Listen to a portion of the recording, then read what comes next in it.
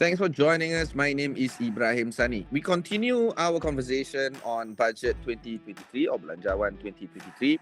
Last week, the Finance Minister as well as the Prime Minister, Datuk Sri Anwar Ibrahim, presented a slew of presentations, including that of a look into 5G Malaysia. In the tabling of the amendments towards the budget 2023 or the retabling of it, the argument here is that Malaysia's current 5G rollout by DNB or Digital National Berhad was mentioned briefly by Anwar, and it appears that DNB will continue on its role as the 5G single wholesale network provider, and it is ensured to be better managed to achieve the 5G deployment targets. There's a lot that needs to be unpacked on this, not just about DNB and 5G, but generally speaking about networking in Malaysia as well. Joining us on the line is Suresh Sidhu, the EdgePoint director, founder, as well as CEO. Suresh, thanks for taking the time to speak with us. It's been years, to be frank, since I last spoke with you. And the topic of the conversation has always been about how we can better manage our network connectivity in the country. Just a little bit of background, the 5G deployment and rollout by our neighbors are far ahead compared to us. I was traveling on a rural train in Thailand across various small towns. Sometimes there weren't even any towns in between. And quite frankly, the network was fantastic. I could upload to Instagram, to YouTube videos, and to TikTok videos while moving on a train, just surviving on the 5G network on the telco. There was no Wi-Fi even. That is truly remarkable, and the fact that I have to contrast it, that I can't even get good coverage downtown in KLCC, it's already troubling. These are the kind of common complaints that you've been hearing by your friends as well as yourself, perhaps. But generally speaking, how do we move ahead when it comes to 5G deployment and this whole notion of better managing the NB rollout of 5G? I think on 5G, firstly, just to set the context, I think Malaysia did start a little bit behind the neighbors, and I think Thailand is ahead. But I've also done a lot of travel now with EdgePoint operating in Indonesia and in the Philippines. And definitely now I think Malaysia has outstripped those two countries. And I think the network is, maybe still some way to go, but actually much better than many of our peers per se, right? I guess the question when it comes to pushing ahead with 5G, there's probably no substitute for getting as much rolled out as possible, making sure it's rolled out in areas of highest significance and uptake as well. One of the challenges naturally when you build a new network, and I think this is not unique to DNB, so to give it a little bit of a sort of leeway, when you first roll out a network, you'll always have patches, right? You can't always get the contiguous coverage, right? It takes you about a year or two. I think what would help maybe from a user experience point of view is to go back and make sure there are very strong contiguous corridors now of coverage, right? I believe that is actually in the DNB rollout plan, which was in for this year. But I think that will do one thing that will help our own experience. The second thing actually is maybe the model for DNB. Now I think there are many pros and cons, but rather whether you have one, two, or three networks, the issue is always going to be about adoption. And I think it'll be interesting for DNB and the telcos to sort of find a way to better cooperate. As the Prime Minister has talked about transparency, we'll come to that in a bit. I think one of the challenges is to get everyone on the same page, because you can have the best 5G network in the world, but if no one's using it, then you sort of have an asset that doesn't really do what it's meant to do as well. So, and I think there are both things the network can do, and potentially in future budgets or initiatives by the government that can help with adoption. We often think of adoption as a sort of passive process that begins with affluent right down to less affluent over 5 or 6 years. But for example, we could look at ways that we could incentivize more the M40, the B40 to also upgrade their phones and start using 5G services. One of the things that we'll probably find with 5G is there's no magic bullet. There's no killer app that will suddenly transform your life, but it's probably usage, adoption, comfort, and familiarity, and hence we'll build an ecosystem which will probably bring a lot of benefits for Malaysia as well. The whole idea of single wholesale network has always been debated. In fact, only 3 countries around the world, please correct me if I'm wrong, by GCMA has reported to roll out, including Rwanda and South America, if I'm not mistaken, or South Africa, pardon me, and I think Mexico, with abject failures in each of them. DNB, however, argues that it will be different this time round in Malaysia for single wholesale network. However, that debate has now come to pass, and we have single wholesale network. All the telcos have signed respectively, not without drama, not without resignations of the highest order in some of the telcos in Malaysia. But generally speaking, this is what we got our hands into. Do you feel that this whole notion of having to pursue this path despite the negative arguments against single wholesale network is moot? Or do you think that there is still debate in terms of trying to create even perhaps a dual wholesale network, or even just going back to just spectrum allocation as per normal, how other countries are doing their 5G allocations? I think, maybe the best way to think about it is the idea of running a shared network is moot, is done, right? Now, the question is probably, is there room for a second? Is it now? Is it further down the path? I think generally, as an industry, you always prefer to have two, maybe, but I think at this point, we've got a starting point that it's probably better to just move ahead with DNB right now. The government talked in the budget about meeting an 80% coverage goal. It talked about getting Jendela projects done properly, maybe even pushing 5G out into some of these Jendela projects. I think it'll be very hard to do if you start from scratch with a new approach, or you layer something on top of it, which needs to also go through its own startup phase, right? So if our goal is to get as much coverage as possible, I think the only pragmatic answer is to proceed with DNB right now. But perhaps, as Prime Minister himself has noted, find a way to make sure that the telcos, the public, the ecosystem feels that everything is being done in a very transparent manner. Okay, let's talk about transparency. The statement coming in from Anwar Ibrahim during the budget presentation, or the retabling of it, argues that the concerns previously was that it wasn't done transparently. He calls for a review of the current 5G deployment plans. He also argues in his budget speech that more transparency and more comprehensive action should be managed in terms of ensuring full participation of all telcos in the country. To echo this, previously, before the budget retabling, the Communications and Digital Minister Fahmi Fadzil argues as well that the current rate of the 5G rollout in the country has been a concerning factor. He argues that a complete review of the 5G rollout via DNB is expected to be completed by end March 2023.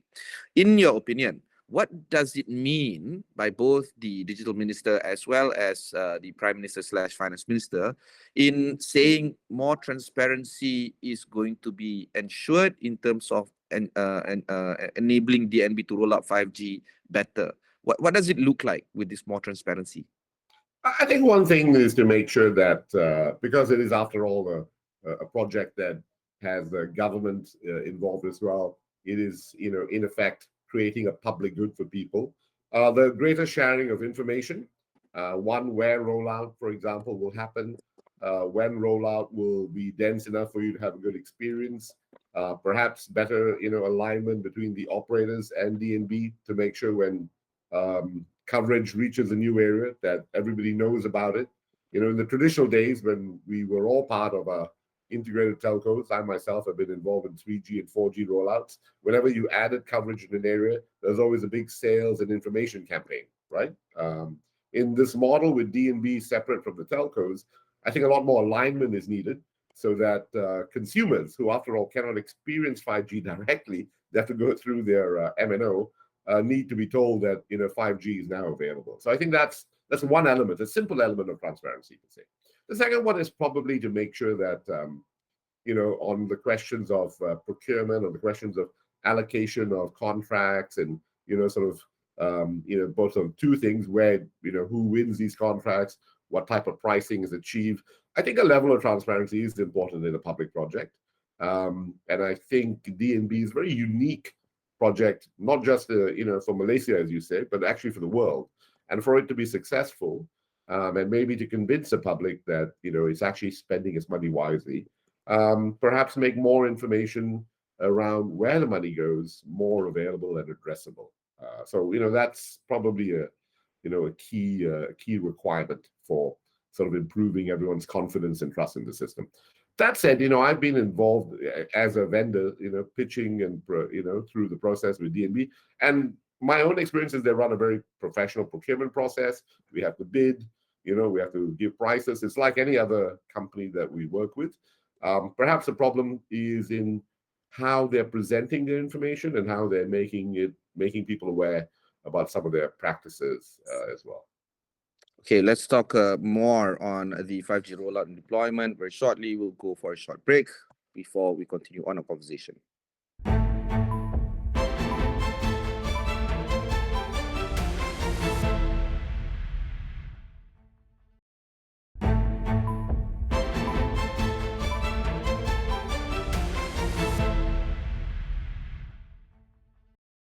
Thanks for staying on with us. I have with me Suresh Sidhu of EdgePoint. Let's talk a little bit more about this idea of 5G wholesale pricing. It currently isn't regulated by MCMC's mandatory standard of access pricing, or MSAP. However, there is a need for us to look into better transparency, the way we've seen how the Communications and Digital Minister was talking about, how the Finance Minister / Prime Minister was talking about. Do you feel that this whole 5G wholesale pricing mechanism should be made public, or to some degree be made known to the regulators, so that it ensures that greater transparency idea is being achieved? Yeah, Ibrahim, I think that would really help. I don't know specifically what's been shared with the regulators. I suppose, and I expect quite a lot, which would be typical. When we run wholesale businesses, we typically make submissions on request, and we provide a fair amount of information about how pricing is, achieved for any network service, actually. So I assume that such a instance has been done with DNB. Perhaps it would be good to ensure, within the realms of, I guess, business confidentiality, that some of that information is public, or perhaps as a proper white paper or a good public inquiry, or just an open platform for some of this information to be presented as well, right? I think one of the key things is for DNB to work with the operators so that the operators feel that they're at the right point, that they can be advocates for this approach, right? There are many things to comment on the approach of a single wholesale network. It is easier. It can get things done much faster, and it should, in theory, from a scale point of view, be cheaper because you can buy a lot more and your purchasing power is much greater, right? So I sort of feel like, one of the things that DNB needs to do is to continue to work with the operators so that the operators feel they've got to a position where they understand the pricing, the services on offer, and they are comfortable with it, and they're advocates of it to their customers as well, right? I think we still have a gap on that. So maybe transparency is threefold. To the government, on how, procurement is done, whether the pricing of fundamental inputs is reasonable. 2, to the public, so that, the pricing of services is sensible and follows normal accepted practices. And 3, I think, to the telcos, who are the customers, that, the end-to-end commercial projects and platform provided are sensible and, things that they can feel positive about when they adopt them as well. Okay, let's talk about that whole notion of how the telcos could become even advocates towards the 5G rollout and DNB itself. As it stands, YTL Communications, Telkom Malaysia, Celcom, DG, and U Mobile have signed up for the 5G access agreements. However, Maxis has not. They argued that they will delay its decision until the government completes its review into DNB. So not only is Maxis not yet signing up, the current repertoire of telcos are not necessarily becoming advocates per se of the single wholesale network and DNB. Do you feel that this whole notion of how the telcos are tentatively approaching this whole arrangement is still very much under consideration, and a lot of things can change in the near future? We're entering into speculation or speculative territory, of course, but what would be some of the considerations that you can share with us on air when it comes to the telcos and their arrangements with the DNB right now? I would say that, with the caveat that, a lot of this is speculative, I think there's probably still a lot of lack of comfort. I'm not sure whether it's trust issues or just, issues of familiarity with a brand new model. that prevents sort of wholesale positive adoption and sort of communication from the telcos for the DNB model. So whatever it is, we have a new government. It looks like the most pragmatic thing is to retain DNB at least for now and to push ahead. And one of the key things is to make sure that that relationship between the operators and DNB is a solid one. Otherwise, I think it will be difficult. So I suspect if I'm an operator, and I definitely will see the benefits of working with DNB. I probably need to be more convinced, and I think operators will still want to have some longer-term risk management in place. Let's say for whatever reason there are constraints with the DNB model. Something doesn't really roll out the way we expect it to be. In order to access certain 5G services, you may need to offer sort of more choice in the market, whether it's a second wholesale network or allow operators to do some sort of 5G infill on their own for the more critical areas.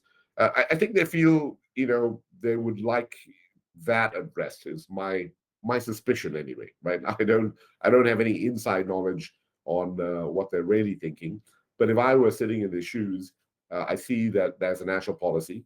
Fine, I think I would say let's try and adopt the national policy. But one of the key issues is risk management, right? Telcos are here for a long term. They make, even though in this case they're no longer perhaps looking at the network, but they're making big decisions about where they invest new services, where they invest for distribution, how they try and put money into sales and marketing. These are all still big ticket items for them, right? And if they feel that the long-term picture is a little bit cloudy for them, it's tough for them to make decisions and to make strong commitments to sort of getting something done. Okay, we'll go for one more short break when we discuss something that you definitely know about, which is EdgePoint itself. We'll be right back after these messages.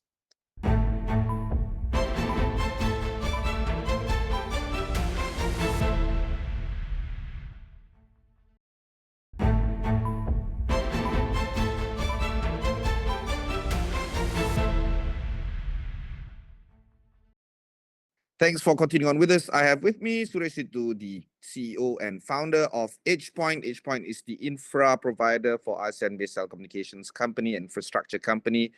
They want to be the 5G leading provider in the region. Suresh, of course, you carry decades of